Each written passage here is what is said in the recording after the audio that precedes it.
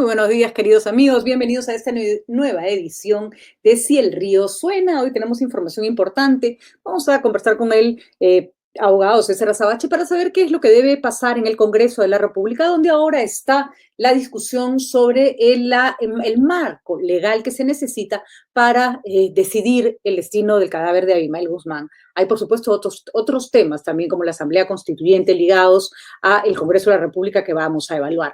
Pero quiero empezar este programa con una reflexión particular, con una reflexión especial. Y es que ayer ocurrió un incidente que puede parecer menor, pero que es en realidad grave y desagradable. El premier Bellido, Guido Bellido, fue consultado por la prensa sobre la acusación que existe en este momento en la Comisión de Ética de las presuntas agresiones que él habría hecho contra la congresista Patricia Chirinos. Tema que obviamente al señor Bellido le incomoda enormemente. Recordemos nomás que el día de ayer presentó una carta, ¿no es cierto?, contra o hace unos días, no sé si fue ayer o anteayer, contra la señora Patricia Chirinos, diciéndole que si volvía a hablar de la agresión, la iba a querellar. Con eso quedó claro que el señor Bellido no entiende nada de lo que significan los derechos de la mujer y que más allá de lo que se pruebe cuando se hagan las investigaciones, las mujeres tienen derecho a denunciar cualquier acto que hayan considerado agraviante sin necesidad de ser intimidadas. ¿Pero qué pasó? El señor Bellido salía de una de las actividades y la prensa le preguntó sobre el tema, específicamente periodista de Frecuencia Latina. Y él contestó en quechua. No contento con ello, luego lo insultó al congresista, al periodista. Le dijo, lávese las orejas porque usted no entiende nada. Veamos el video, de fina cortesía de Frecuencia Latina, por supuesto, para poder comentarlo. ¿Pasos allá a la Comisión de Ética? A ver, manasuna runa, intendin quechua. Manasuna alintachu jamutranqui. Ningriquita alinta quichari. Nishaykitaj no kan mañacune, Comisión de Ética chaype, rimacuchun chaype. Pampachacuchun Kairime Ministro. Cheita linda. Le pediría que en castellano se pudiera. ¿Cuándo se estaría solucionando este tema? Pero ya entiendes. No, pero ya escuchas, digo, ya entiendes. Sí, no. Le pregunto. El día de mañana vamos a inspeccionar y vamos a garantizar de que a las 7 de la mañana para que ya se inicie la reactivación progresiva. Pero mañana, 7 de la mañana estamos aquí. El día de mañana se restituye el tema. Así es. Pues tienes que lavarte el oído, porque... ¿Perdón? Tienes que lavarte el oído porque no escuchas. Bueno, está bien difícil que los peruanos nos lavemos el oído, por lo menos en San Juan de Lurigancho no hay una gota de agua para ello, pero centrémonos en el discurso. No es que el hecho sea el fin del mundo, ni que los periodistas nos victimicemos, vamos, para todos los que hacemos periodismo nos ha pasado eso y cosas mucho peores. Ese no es el punto y ahí no nos queremos centrar. Nos queremos centrar en lo siguiente. Para quienes hemos peleado porque el quechua sea considerado un idioma que tenga la misma importancia que el castellano, para que sea respetado, para que en aquellas zonas, por ejemplo, uno viaja al Cusco y en otros países del mundo, uno tiene, por ejemplo, la señalética en quechua, se reconocen sus idiomas nativos como idiomas importantes, se les da una categoría de respeto. En el Perú no. En el Perú nuestras lenguas, que no son el castellano, son siempre discriminadas y hay una lucha. Los lingüistas hemos estado detrás de eso muchos años para que se considere y el Estado respete estas lenguas. Desde aquí defendimos el derecho que tenía el señor Bellido de expresarse en quechua en el Parlamento, que es un espacio de representación. Lo hizo, además, de manera cordial para saludar a los quechohablantes del Perú. Esto que ha hecho es usar la identidad de los peruanos para atacar a otros. Las resistencias absolutamente injustificadas que hay sobre el quechua en ciudades como Lima, que consideran que es una lengua del atraso, que es una lengua que no se debería enseñar en los colegios, se acentúan con esto que ha hecho el señor Bellido, porque él no ha hablado el quechua en este caso haciendo uso de su derecho, con lo cual la primera reacción de los periodistas además me parece muy bien, lo escuchan con calma y le dicen, ¿puede usted decirlo en castellano? Y el señor se va. Pero puede hablar en quechua si quiere, pero en este caso no lo está haciendo porque quiere hacer uso de su idioma. Lo está haciendo para burlarse para no contestar preguntas y para insultar.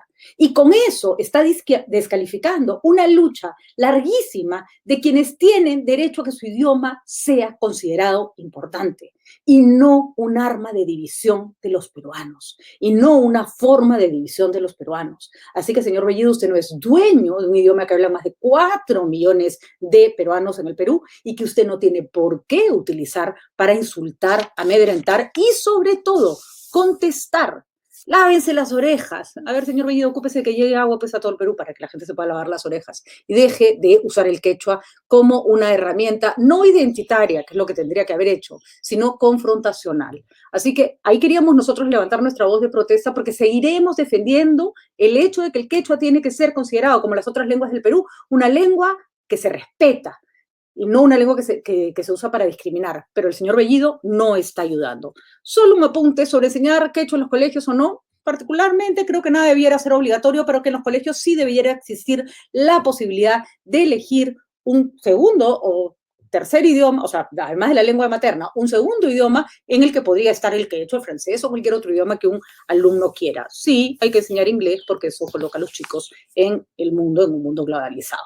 Eso no quiere decir que no se pueda enseñar otros más. Bueno, vamos a ver si finalmente llega el agua a San Juan del Lurigancho y si finalmente se cumplen las promesas con las que vienen arrastrando a los vecinos de San Juan del Lurigancho desde hace más de una semana. Ojo, ya hay problemas serios, por ejemplo, con las ollas comunes que no pueden abastecer a las personas a las que atienden por falta de agua y, por supuesto, la desesperación de un distrito muy, muy poblado en un momento de pandemia en el que no se puede tener la higiene necesaria. Hay un importante artículo en sudaca.pe que les recomendamos siempre visitar nuestra página y darle una leída sobre las consecuencias de este corte de agua absolutamente, no sé, inhumano. Qué manera de agarrarse la sedapal con San Juan del Lurigancho. Último punto, una noticia chiquitita porque me parece importante. Hay un incendio forestal importante en Cusco en este momento, en el santuario del Señor de Huanca. Para los que no conocen, el santuario del Señor de Huanca queda en Calca, pero se viene también por San Jerónimo, es una peregrinación que se hace desde San Jerónimo hasta el santuario, es patrimonio cultural de la nación, la ceremonia del Señor de Huanca, es muy linda, por cierto, eso, justo en estos días es que se hace la fiesta, y el Señor de Huanca es el patrono de los autos y de los vehículos, y por lo tanto la cantidad de autos que van vestidos para que reciban digamos, la bendición del Señor de Huanca es realmente un espectáculo precioso. Pero hay un incendio forestal que a Cusco le está costando mucho controlarlo. Y lo decimos con preocupación porque el santuario es un sitio especial y porque es bueno también que ustedes conozcan qué cosas hay en nuestro país que tienen que ser atendidas. Con esto ya empezamos nuestro programa para conversar, bueno, nuestra parte de la entrevista del programa para conversar con César Azabache, que ya está con nosotros para hablar del futuro del cadáver de Abimael Guzmán, el marco legal que se necesita, o que por lo menos las autoridades han decidido que se necesita, y algunos otros temas importantes que se están discutiendo en nuestro país. César, ¿cómo estás? Muy buenos días. ¿Qué tal, Patricia? Las órdenes. Muy bien, César. Claramente se peloteó este asunto, nadie quería coger el toro por las astas, el Ministerio Público no tomó una decisión que según algunos podría haber tomado una vez que nadie reclamaba el cadáver de Abimael Guzmán, de hacer uso de él o destinarlo de la manera que mejor le pareciera. El gobierno, el Ejecutivo tampoco sacó ningún decreto supremo, tampoco ha presentado un decreto legislativo para que sea discutido en el Congreso de la República y finalmente Fiscalía lo que ha decidido es ok, le ha dicho al Congreso, acá está la ley, léanla, mírenla, apruébenla. Lo cierto es que ya el señor lleva muerto 4 o 5 días y esto podría demorar, pasa por comisión, pasa, luego de un trámite después pasa al pleno, se somete a votación y el cadáver siguió ahí tirado. César, cuéntanos, ¿qué probabilidades hay de que esto se resuelva de una vez? Porque la verdad que es una discusión incómoda y dolorosa para nuestro país. Es una situación incómoda, es dolorosa, creo que nos cuesta a todas y a todos que tome tanto tiempo, pero pongamos algunos marcos de referencia que creo que no hay que perder de vista. Dale. El primero es que perdimos la oportunidad de anticiparnos, y la política se trata siempre de un ejercicio de anticipación a esto, cuando discutimos el mauseolo o el caso que se organizó sobre el mauseolo de Comas. ¿De acuerdo? Eso De fue acuerdo. a mediados de la década pasada. Y notemos que cuando se describió lo que se había construido en ese cementerio, hay toda una historia sobre cómo además estalló esa crisis que podríamos, si hay tiempo, luego repasar, pero lo que quedó en evidencia fue que el edificio estaba hecho con un lugar central vacío a la espera del deceso de Guzmán. Y como siempre, reaccionamos hacia atrás, promoviendo la destrucción del mausoleo, decisión que respaldo, pero no hacia adelante, anticipándonos a un mensaje que ya estaba puesto en esa edificación, y es que Movadef se estaba preparando para la muerte de Guzmán. El propio matrimonio de Elena Parraguirre con Guzmán, registrado en el año 2010, creo que indiscutible en su derecho de celebrarlo, mostraba ya que había toda una organización planificada para la disposición final de los restos de Guzmán en manos de Iparraguirre, en camino a ese mausoleo y con una organización de respaldo, el Movadef, que como antes, el Comité de Defensa de los Derechos del Pueblo, que recordarás, lanzó Sendero en los años 80, tiene por misión perpetrar o mantener o sostener el mito alrededor de Guzmán. Entonces, tenemos años de retraso en esto y las crisis que se generan por pasividad en años no se deben resolver apresuradamente. Ahí Entonces, quería hacerte una sí, acotación, César. Hay años de inacción, pero además es curioso, esto podría haber salido de una iniciativa del Parlamento, podría haber salido de una iniciativa del Ministerio de Justicia, podrían haberse hecho muchas cosas y nadie, de verdad, no creo que lo hayamos obviado adrede. Me parece que hablamos tan poco del tema, que estamos tan alejados de la discusión de lo que fue post-terrorismo, que se pasan ese tipo de cosas, ¿no? Y que recuerda que hemos cancelado nuestra memoria de reflexión o los espacios de reflexión desde que nos enfrascamos en un falso debate sobre el contenido del informe de la CBR, que probablemente Ronald Gamarra lo acaba de recordar en redes, sea el documento más agudo para decodificar los mensajes del senderismo. Entonces nos hemos puesto una venda en los ojos, nos pusimos una venda en los ojos, que nos evitó pensar en futuro y reaccionamos solo en pasado. Entonces toma tiempo reacomodarnos. Eso es la primera entrada que quiero proponerte. La segunda es pensar en con quiénes estamos contendiendo en esta escena. El senderismo y el entorno de defensa del senderismo no organiza estas cosas en poco tiempo, ni las organiza solo pensando en los tribunales peruanos. La reacción institucional que se tome en el Perú respecto a la disposición y destino final, que son dos cosas diferentes, de los restos de Guzmán, debe tener como test de control lo que ocurriría si este caso llega a tribunales internacionales como la Corte Interamericana de Derechos Humanos. El senderismo piensa solo en el Perú. El senderismo litiga para construir una narrativa que los articule en su falsa posición de víctimas. De modo que los test de sostenibilidad sobre nuestras decisiones deben ser los más agudos, los que más muestren procesos reflexivos. En esa línea, yo te confieso que he estado en redes criticando mucho la idea de las 36 horas. La idea de las 36 horas, es decir, como ya pasaron 36 desde el deceso, el Estado puede disponer libremente de los restos y del cadáver, es algo así como el error ingenuo de hacer exactamente lo que el entorno de Iparraguirre espera que hagamos. De acuerdo. Que reaccionemos impulsivamente. De hecho, hemos organizado un discurso que ya abandonamos, felizmente, de las 36 horas, imponiéndole ese plazo a Iparraguirre, que está en prisión, que fue trasladada durante el fin de semana de un establecimiento a otro, exigiéndole que firme notarialmente. No hay notarías en las cárceles peruanas, salvo en algunas, por convenios que se han hecho, pero que no alcanzan al penal en el que esté Iparraguirre, y además pidiéndole que corra ese plazo durante un fin de semana. O sea, hacer eso habría permitido al senderismo construir la falsa narrativa, que creo tienen pensada, de presentar a una mujer esposa en prisión a la que le quitan los restos del marido, cuando en realidad ella es ahora la número 1 de un movimiento terrorista que ha adquirido esos derechos en un matrimonio celebrado en cárcel, cuando ambos ya estaban condenados. Y 18 años después de su captura.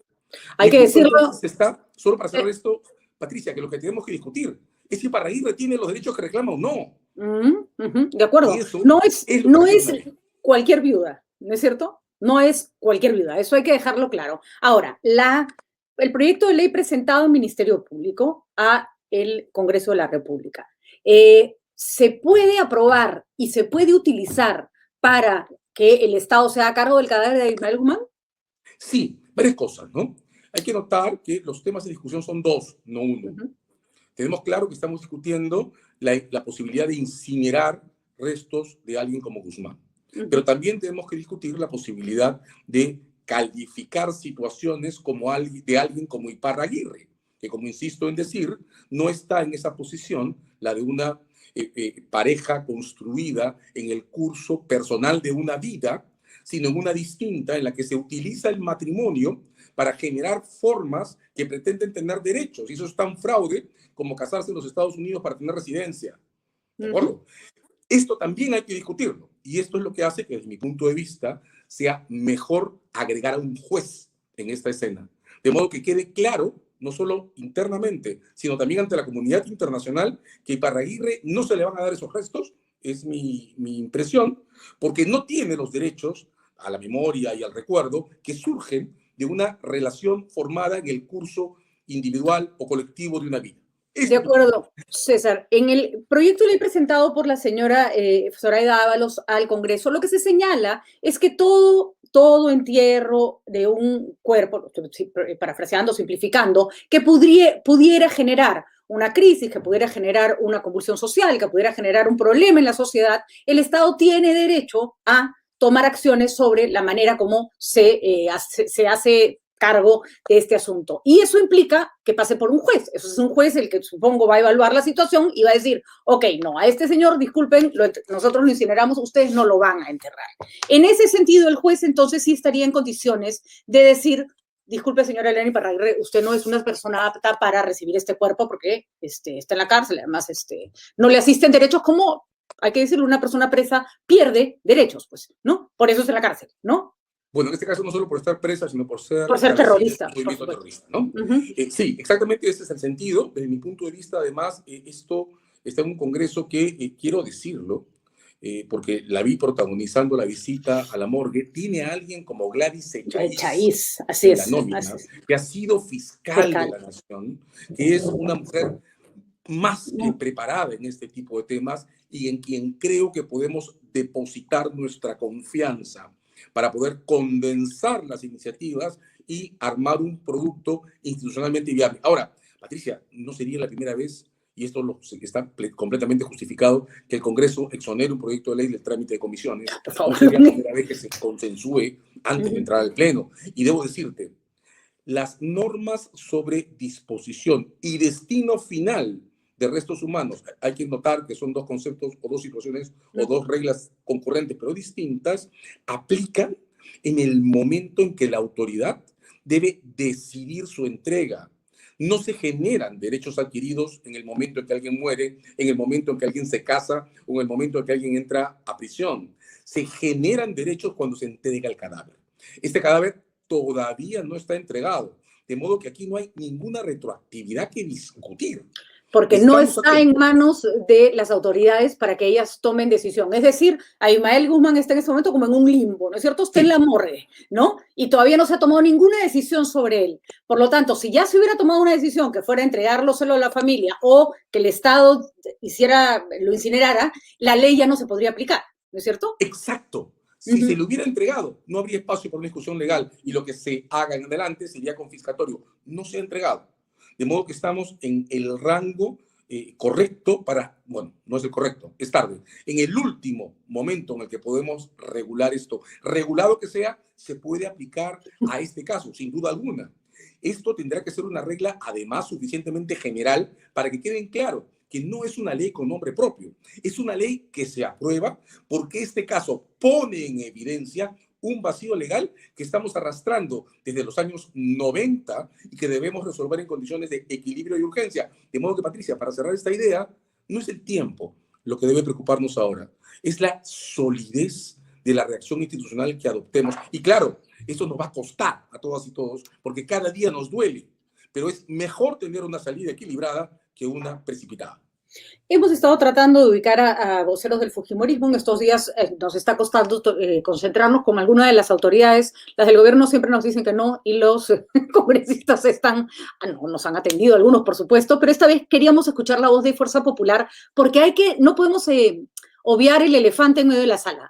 Esta ley podría ser aplicada a los restos de Alberto Fujimori en su momento, si es que un juez considera que el entierro de Alberto Fujimori, por supuesto no es un terrorista, pero no dice la ley que es un terrorista al que hay que aplicársela. Dice que es una persona cuyo entierro podría generar un desorden y convulsión social. ¿Crees que el fujimorismo pueda tener reparos por temor a que en determinado momento esta ley le sea aplicada a Fujimori? Mira, lejos de mí, creo que eso es público y notorio, cualquier afinidad subjetiva con el fujimorismo, ¿verdad? Pero hay que dejar en claro que las leyes de este tipo se refieren a la construcción de memorias prohibidas. Y eso corresponde a los movimientos negacionistas, los genocidas, los que defienden formas de apartheid o discriminación masiva y los terroristas. Los autoritarismos, ahí es donde yo encuentro, sin faltar respeto a nadie, pero ahí es donde yo encuentro la diferencia del fujimorismo, tienen otro tipo de tratamientos, ¿verdad? Digamos, no se puede comparar el caso de Videla en Argentina con Bin Laden, ¿no? El tipo de reacciones que provocan, qué lástima hablar pero sobre alguien que todavía no ha muerto, pero el tipo de reacciones que provocan decesos de dictadores o de autócratas es más bien protectivo u ofensivo. O sea, esas son las tumbas no que se veneran, sino que se atacan.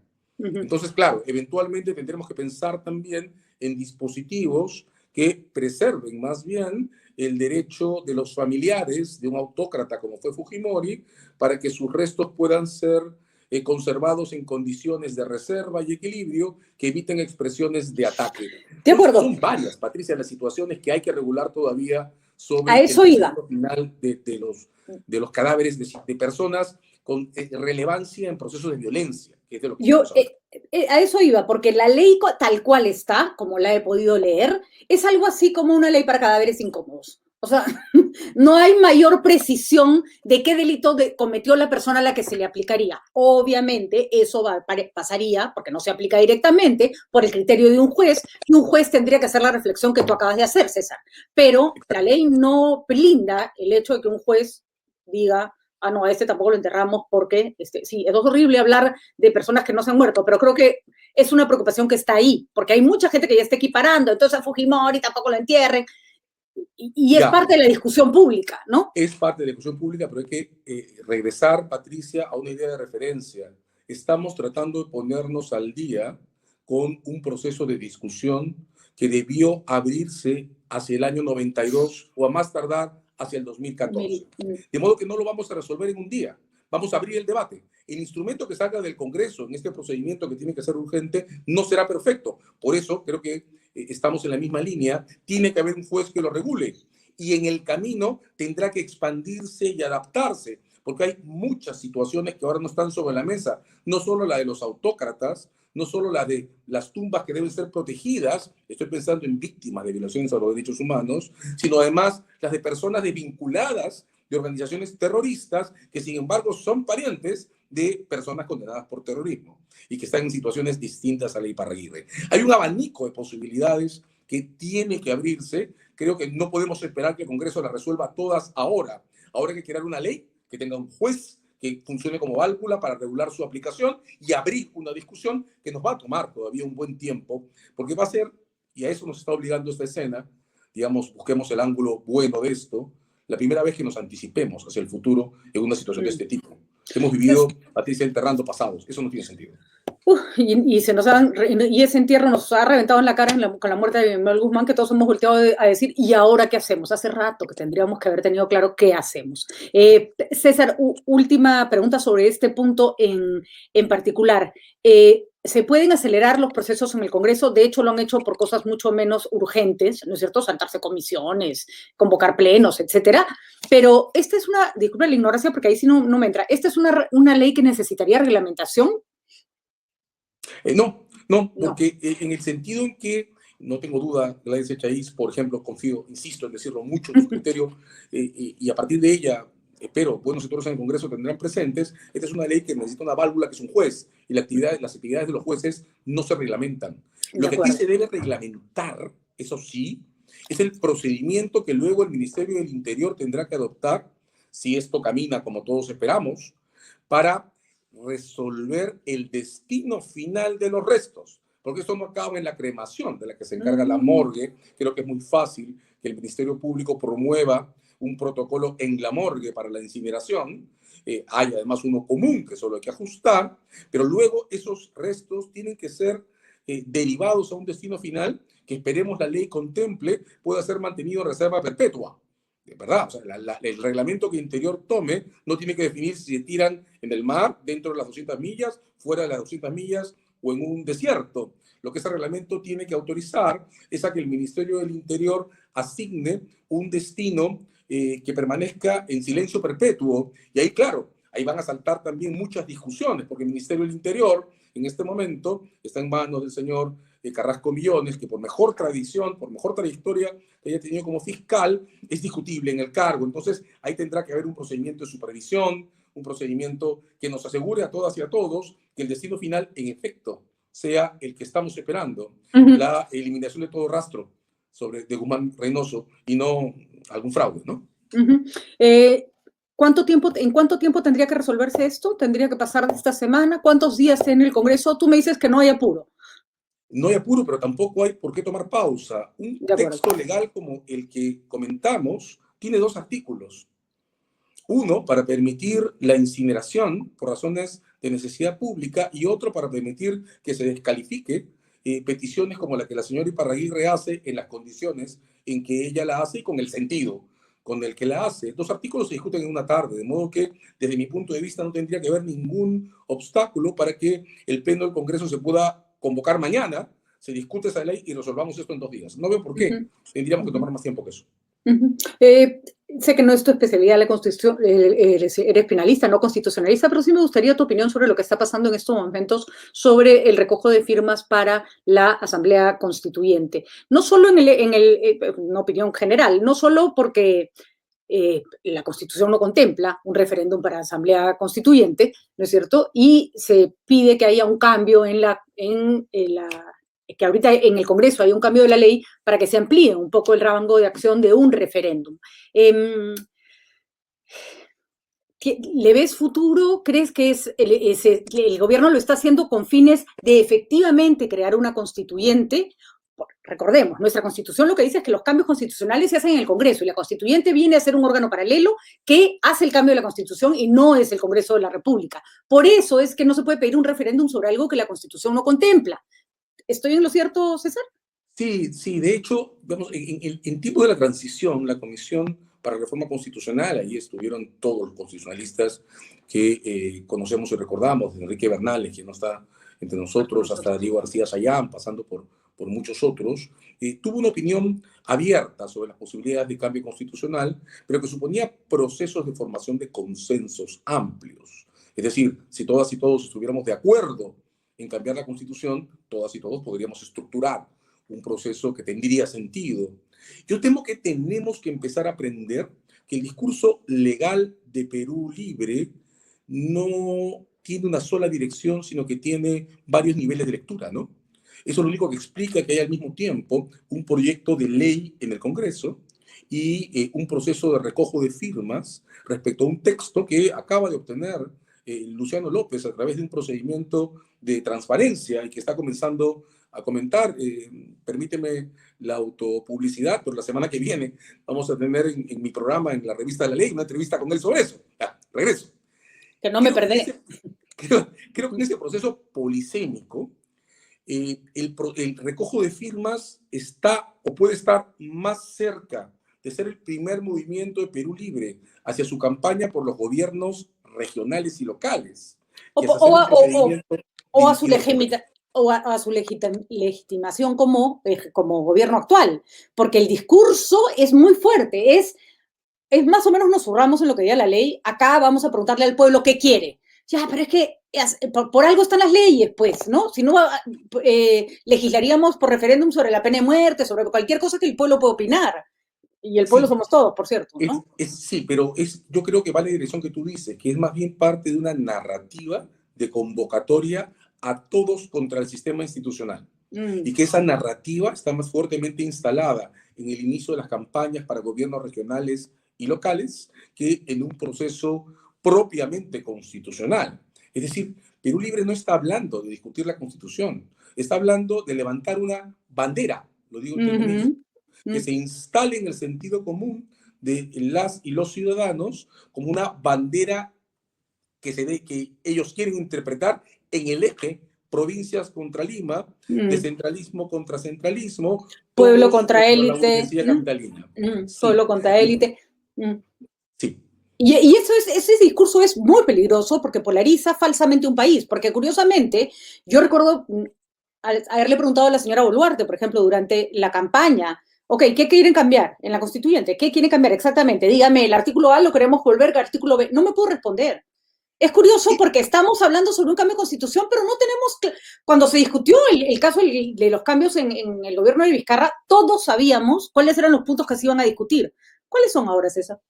Ese es el tema, ¿no? De hecho, si vamos al discurso de las izquierdas en general, Javier Descanseco, mientras estuvo entre nosotros, tenía una agenda clara de lo que quería cambiar a la Constitución. Y él hablaba en el capítulo económico de la cláusula de contratos ley, la cláusula sobre recursos naturales, la de subsidiariedad. Digamos, ahí había una agenda. Y claro, la discusión con Javier siempre fue si eso requería otra constitución o requería una reforma constitucional, porque él hablaba de un solo capítulo. Desde fuera hemos hablado mucho sobre la reimplantación del Senado, y la discusión es la misma, si eso requiere un cambio constitucional o la modificación de un capítulo de la Constitución. Pero yo voy contigo, yo también tengo la impresión, y Luciano me anticipaba eso, sigo haciéndole publicidad a Luciano, que esta propuesta de reforma constitucional está vaciada de contenido constitucional. Es decir, no tiene un contenido, no tiene temas madurados en reflexiones públicas. En el Ecuador, más allá de la distancia que nos puede convocar o generar la idea del gobierno de Correa, se instalaron mesas en las poblaciones para que las personas se acercaran a dar su opinión y se registraban en cuadernos sobre lo que significaba la Constitución y sobre lo que querría que cambien. Y esa información se procesó para entrar en un procedimiento de maduración colectiva sobre la relación entre las expectativas de la población y el contenido de la Constitución. Nada de esto vemos en el proceso que está iniciando Perú Libre, de modo que su idea de reforma constitucional ni siquiera es la de Ecuador o la de Bolivia. Es la de una simple mascarada sin contenido. Y eso no me parece aceptable. No, eso es peligroso. Finalmente, César, ahorita en la discusión está el tema de estos grupos, llamémosles violentistas, porque creo que eso es básicamente lo que están ejerciendo, la violencia, como el grupo La Resistencia. Y ha habido información periodística de Epicentro TV en el que sus representantes salen a decir que van a hacer actos violentos contra este gobierno. Se ha pedido la intervención del Ministerio Público. El Ministerio Público dice: yo no tengo nada que hacer ahí, porque finalmente no hay ningún delito consumado. ¿Hay algo que hacer desde el punto de vista penal? ¿Es simplemente considerarlo una bravuconada? ¿Hay que preocuparse? Yo creo que sí. De hecho, en el Ministerio Público hay un cuerpo de fiscales que se llaman fiscales de prevención del delito, que desde mi punto de vista tendrían que actuar. Creo que en una situación de escalada violentista como la que estamos, eso creo que está en nuestros ojos y no hay que negarlo, el anuncio de una organización que ya tiene expresiones violentas puestas en escena. Recordemos no solo los ataques a personalidades públicas, recordemos además el uso de palos con clavos en algún enfrentamiento en la puerta del jurado de elecciones. En esas condiciones, un anuncio en punto a que están considerando o han considerado o podrían considerar incorporar armamento dentro de sus militantes o miembros es ya la generación de una situación de riesgo respecto a la conversión de la resistencia en una verdadera organización criminal. Y digo una verdadera organización criminal porque el uso colectivo privado de armas no está autorizado en el Perú y corresponde al ejercicio de un delito que es la defensa por mano propia o la llamada autojusticia. Y eso, Patricia, se llama paramilitarismo. Que además viene Si de no la lo mano, viene de la mano como respuesta a gobiernos o movimientos de ultraizquierda, ¿no? Por supuesto, viene de Vienen la uno con mano otro. con algo que también tenemos que evitar, que es la militarización de la ciudadanía o la formación de paramilitarismos de izquierda. No reaccionar institucionalmente frente a esto. Y creo que esto se convierte en un llamado a las fiscalías de prevención del delito y también a la Policía Nacional. Y ahora tenemos que ver también en acción al Ministerio del Interior. Implicaría regresar al discurso de los primeros 80, cuando, ¿recuerdas? Acción Popular llamaba vigeos a los senderistas y la izquierda compañeros equivocados. Despreciar los gérmenes es, de nuevo, otra manera de no anticiparnos. Y la política, Patricia, es un ejercicio de anticipación. Sobre todo porque no estamos leyendo una bola de cristal ni estamos jugando Ouija. Lo que estamos haciendo es usar la historia de nuestro país y de otros países para saber. Los seres humanos no somos tan originales, César. Los procesos políticos no son tan originales. Normalmente uno ve ciertas señales que terminan en determinadas acciones y circunstancias. Así que sí, de repente ahorita es un grupo chiquito de bravucones a los que se les puede poner el palo, ¿no es cierto? ¿No? Sin llegar a mayores, ¿no? Pero de forma proporcional y responsable. Así y es, preventiva, porque como tú dices, los colectivos no inventan el agua hervida ya existe. De modo que si ves humo, acércate a la cocina, ¿no? Muy bien, yo no, me quemo. Muy bien, muchísimas gracias, César, por la claridad en tus razonamientos. Esperemos que el Congreso haga su trabajo y creo que a nosotros como sociedad civil nos toca también exigir que nuestras autoridades anticipen, porque si no, finalmente los que pagamos los platos rotos de esta falta de anticipación somos todos los ciudadanos. Muchísimas gracias y Cherry, para tu programa con Luciano, por favor, ¿cuándo es? Para no perdérmelo. El siguiente sábado, por La Ley. Muy bien. YouTube y el Facebook de La Ley. Gracias, Patricia. Conozco el canal, pero quería que lo promociones tú mismo. Muchas gracias, César. Gracias. Interesantísimo entonces la conversación con el abogado César Azabache, que nos ha ayudado a entender cuáles son los pasos de manera absolutamente didáctica que se deben de seguir para varios temas importantes. Lo que ha dicho sobre la Asamblea Constituyente. Estamos de acuerdo con que la Constitución necesita cambios. Sería bueno que Perú Libre, el gobierno del señor Castillo, dijera qué cambios, pero en este momento se está instrumentalizando el recojo de firmas para enfrentar a unos contra otros. ¿Es realmente un cambio de constitución lo que quiere el gobierno del señor Castillo o lo que quiere es poner a lo que él llama el pueblo contra el establishment? No podemos conversar como si fuéramos un solo país para algo tan importante como el cambio de constitución.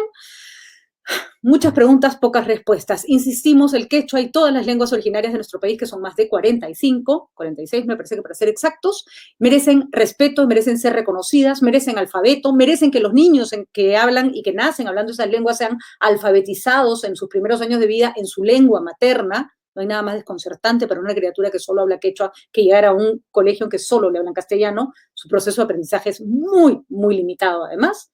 Y no usar un idioma maravilloso, un idioma que nos define, un idioma que forma parte de la identidad de nuestro país como un arma política. Así no, señor Bellido. Lo defendimos en la primera vez, pero ahora no.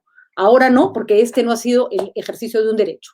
Esto ha sido usar la identidad de miles de peruanos para enfrentarnos a otros. Ese ha sido nuestro programa el día de hoy. Espero que les haya gustado. No dejen de seguirnos todas las mañanas a las 9 en punto de la mañana, y si no pudo seguir el programa en vivo, también lo encuentra en las redes de sudaca.pe, donde encuentra además muchísima información actualizada. Mucho me preguntaron por la entrevista de la ministra de la Mujer. Ahí está en la página de sudaca.pe, como dijimos, una entrevista que los va a dejar a todos con la boca abierta, si no la vieron en su momento.